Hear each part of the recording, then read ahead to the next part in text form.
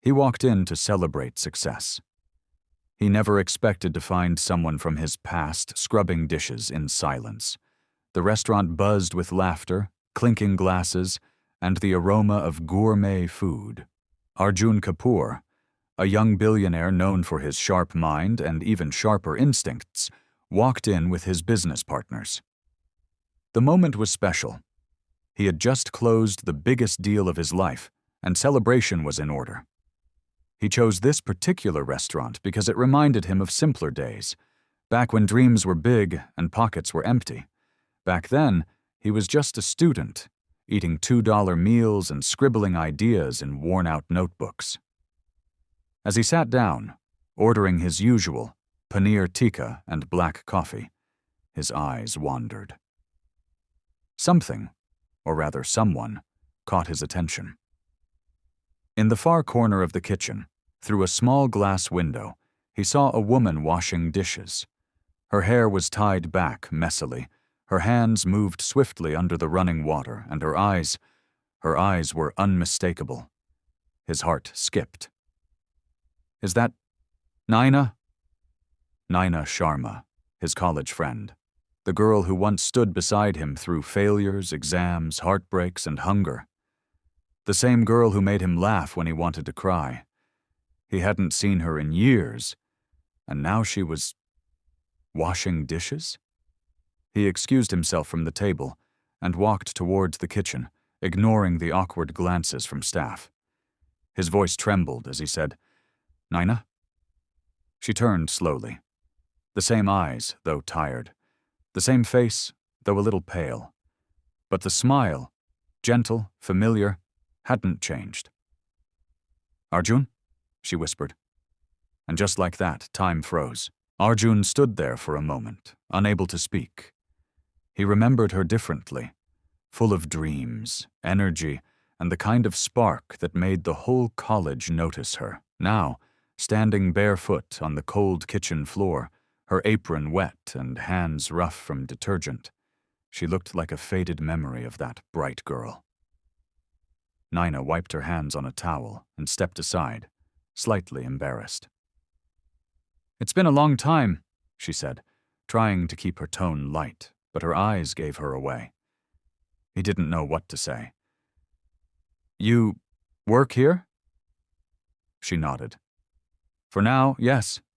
Life happened, Arjun." He invited her to sit away from the kitchen. They found a quiet corner in the back, near the service exit. He ordered tea for her and coffee for himself, though she hesitated, clearly uncomfortable being served while on shift.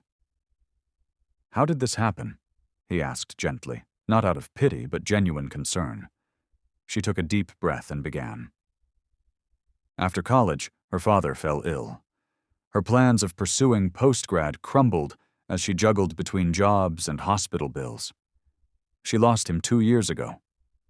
Then came her younger brother's education, rent, debts. She had no time to dream, only to survive. "No one really wants to wash dishes, Arjun," she said softly. "But sometimes you do what you must."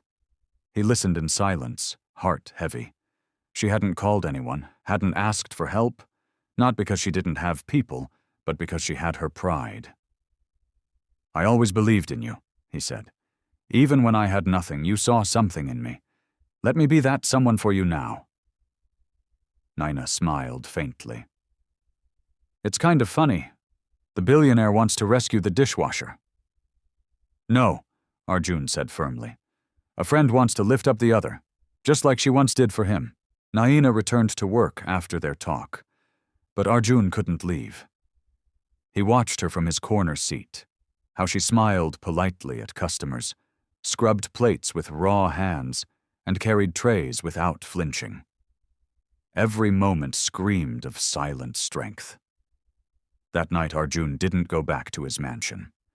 Instead, he stayed up revisiting memories, college debates they ruled together, her passionate speeches, the way she used to sketch business plans on napkins, dreaming of starting her own non-profit for underprivileged girls. The next morning he returned to the restaurant, not to eat, but to meet the manager.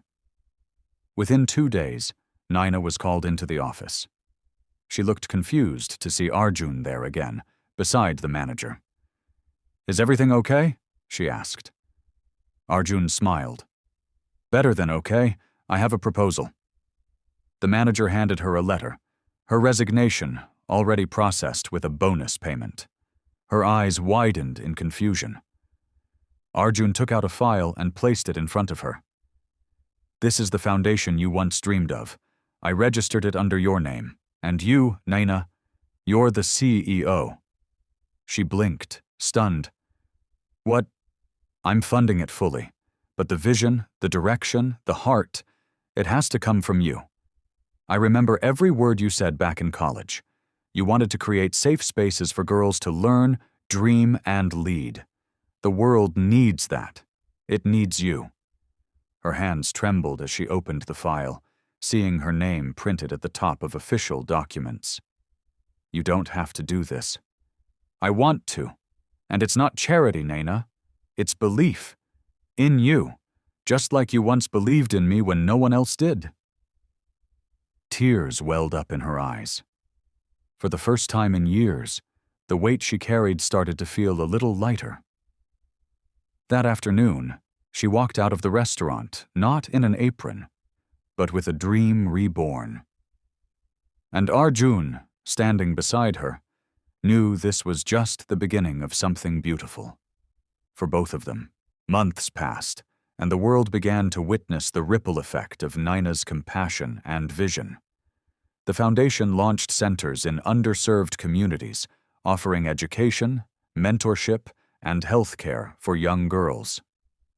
What started as a quiet mission, led by a former waitress, soon made headlines.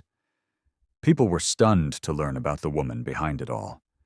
A once-forgotten voice, now becoming a beacon of hope for hundreds. At the heart of it all, Naina remained the same. Humble, grounded, and tireless in her mission. But there was something new in her life. Arjun. Though he remained her biggest supporter behind the scenes, their bond had grown deeper. Late-night planning sessions turned into shared laughter. Business meetings turned into dinners. And one evening, standing under the moonlit sky outside one of her learning centers, Arjun looked at her and said softly, "I don't know what I'd have done if I hadn't walked into that restaurant." She smiled back, holding his hand gently. "Maybe it was meant to happen that way. You helped me believe in myself again, and you showed me how powerful kindness can be." He leaned in, forehead resting on hers. "You saved me too, in more ways than you know." As the foundation grew, so did their love. A partnership built not on wealth or success, but on shared dreams, second chances, and a friendship that never faded with time. And the world? It watched in awe as a billionaire and a former waitress transformed lives, not with power, but with purpose. Because sometimes the richest hearts are the ones that were once broken, and the strongest partnerships are born from the quietest acts of grace.